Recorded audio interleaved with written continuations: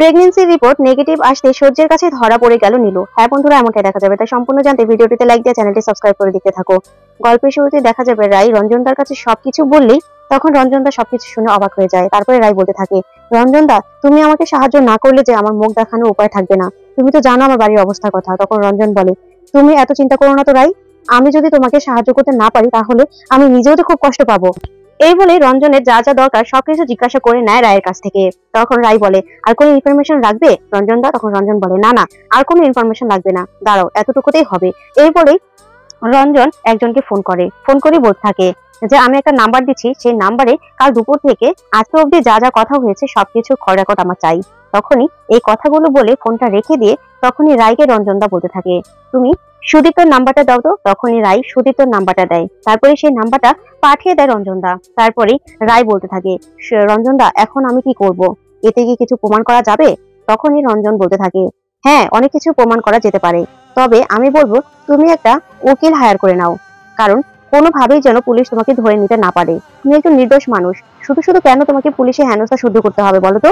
অপরাধী খোলা মাঠে ঘুরে বেড়াবে আর তুমি একজন নির্দোষ মানুষ হয়ে অপরাধের বোঝা কাঁধে নিয়ে ঘুরবে, সেটা কি হতে পারে বলো? তখনই রায় বলতে থাকে, রঞ্জনা তুমি তো জানো আমার এখন একটা উকিল হায়ার করার মতো এবিলিটি নেই, এখন আমি কি করব? তুমি তো আমার বাড়ির পরিস্থিতির কথা জানো।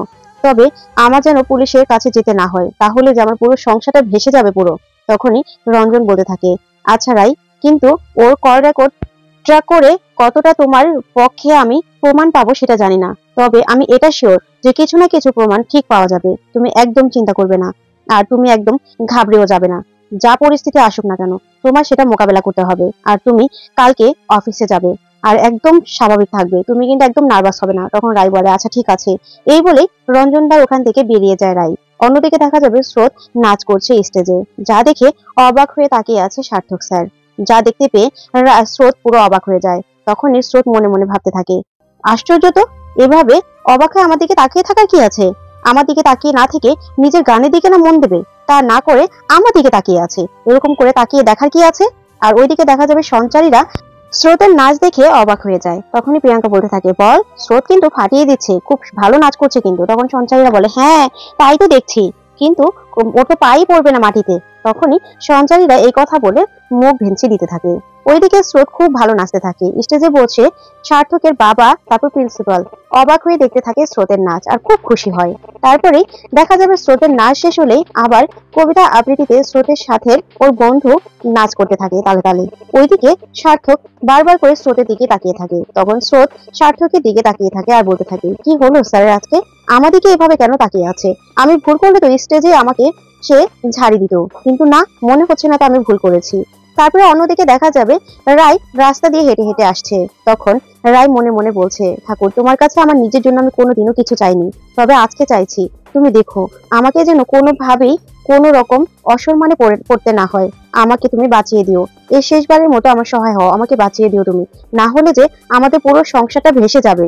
এই ভেবেই রাই হাঁটছে। ঠিক তখনই হঠাৎ করেই রাই দেখতে পায় সূর্যকে দেখে রাই চমকে যায় আর বলে, তুমি তুমি এখানে কি করছো?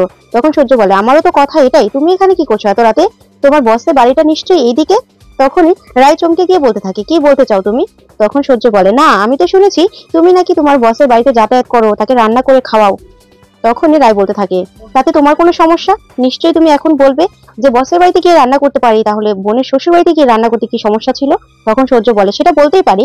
তখন রায় বলে, শোনো, বোনের শ্বশুর বাড়িতে গিয়ে আমি রান্না করে খাওয়ালে টাকা নিতে পারতাম না, আর বিনা পয়সায় কেন আমি তোমাদেরকে খেটে খাওয়াতে যাব, যেহেতু এটার জন্য আমি টাকা ইনকাম করতে পারি, তাই সেই সব কথাগুলো এখন বলার কোনো মানে হয় না। যাক, ওসব কথা বাদ দিই, আজকে তো নীলুর ডক্টর দেখানোর কথা ছিল, তোমরা গিয়েছো? তখনই সূর্য বলে, সেখানেই যাব, তোমার বোন একটু ঔষধ আনতে গেছে, এই তো এসে পড়েছে। তখনই নীলুকে দেখে রায় বলতে থাকে, ও আচ্ছা ডাক্তার দেখাতে যাচ্ছিস, যা আমাকে জানিয়ে দিস কি বললো ডক্টর। এ বলে রাই হাঁটতে চাইলেই তখনই নীলু বলতে থাকে, আমাদের দেখে পালাচ্ছিস? দাঁড়া তুই, শোন দিদি ভাই, তুই যাই করিস না কেন, এরকম কোনো অঘটন ঘটাস না যেটাতে আমাদের পরিবারের উপর আঁচ আসে। আর এখন কিন্তু আমার শ্বশুর বাড়িতেও কিন্তু এইসব নিয়ে কথা হবে, তখন কিন্তু আমার মান সম্মানটাও যাবে। তখন রায় বলতে থাকে, এখন না আমি এসব নিয়ে আর ভাবছি না রে। তখন নীলু বলে, কি বলছিস তুই? তখন রাই বলে, এখন আমি নিজেকে নিয়ে ভাবতে চাই, ওই কার শ্বশুর বাড়িতে কি হলো, কার মামার বাড়িতে কি হলো, কার নিজের বাড়িতে কি হলো, সেটা নিয়ে আমি এখন আর ভাবতে চাই না, আগে নিজে ভালো থাকবো, তারপরে অন্যকে নিয়ে ভাববো। এই বলে রাই ওখান থেকে চলে যায়।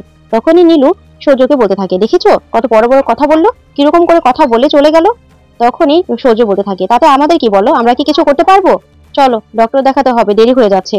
এই বলেই নীলু গাড়ির সামনে গেলে এদিকে সূর্য রায়ের কথাগুলো ভাবতে থাকে আর বলতে থাকে মনে মনে, কি ব্যাপার, রায় এরকম করে কথা শোনালো, আমাকেও কথা শোনালো, নীলুকেও কথা শোনালো, নিশ্চয়ই রায়ের কিছু একটা হয়েছে, বড় কোনো কিছু একটা হয়েছে।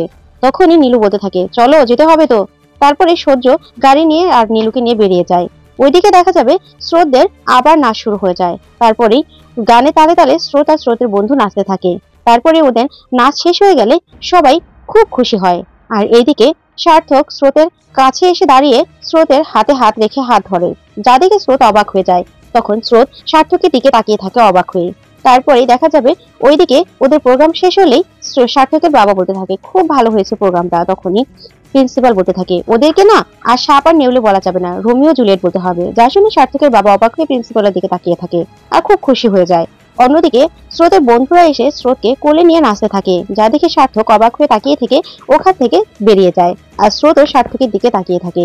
তারপরেই অন্যদিকে দেখা যাবে নীলুকে নিয়ে ডক্টরের কাছে যায় সূর্য। তারপরেই ডক্টরের জন্য বসে আছে, নীলু তো ছটফট ছটফট করতে থাকে। তখনই সূর্য নীলুর হাতটা ধরে বলতে থাকে, কি ব্যাপার নীলু, তোমার হাতে তো ঘামছে কেন, কি হয়েছে?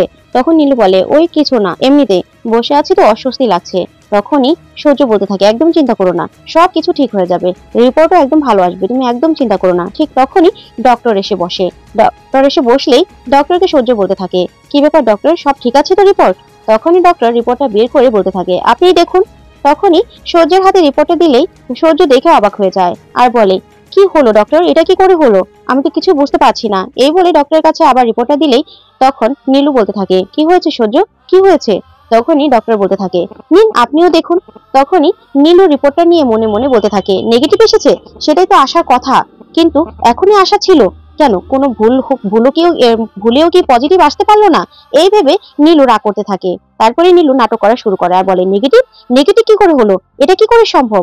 আমি নিজে প্রেগন্যান্সি টেস্ট করেছিলাম, সেখানে 2টা দাগই উঠেছিল, আমি এটাই ভুল করেছিলাম, বাড়ির কাউকে দেখাইনি, কিন্তু এখানে নেগেটিভ কেন আসবে ডক্টর? তখনই ডক্টর বলে, দেখুন সেটাই তো ভাবছি, কিন্তু আপনি আমাকে একটা কথা বলুন তো, কোন প্রেগন্যান্সি কিট দিয়ে আপনি টেস্টটা করেছিলেন? তখন নীলু বলতে থাকে, আমি ভালো মানের একটা প্রেগন্যান্সি কিট দিয়ে টেস্টটা করেছিলাম, আর সেখানে স্পষ্ট দেখা গেছে আমার প্রেগন্যান্সি পজিটিভ, তাহলে এখানে নেগেটিভ কেন আসবে ডক্টর? তখন ডক্টর বলতে থাকে, দেখুন অনেক সময় হয় প্রেগন্যান্সি কিট দিয়ে টেস্ট করলে নেগেটিভ আসে, আবার পজিটিভও আসে, ভুলও হয়। তখনই নীলু বলতে থাকে, না না, ভুল কেন হবে?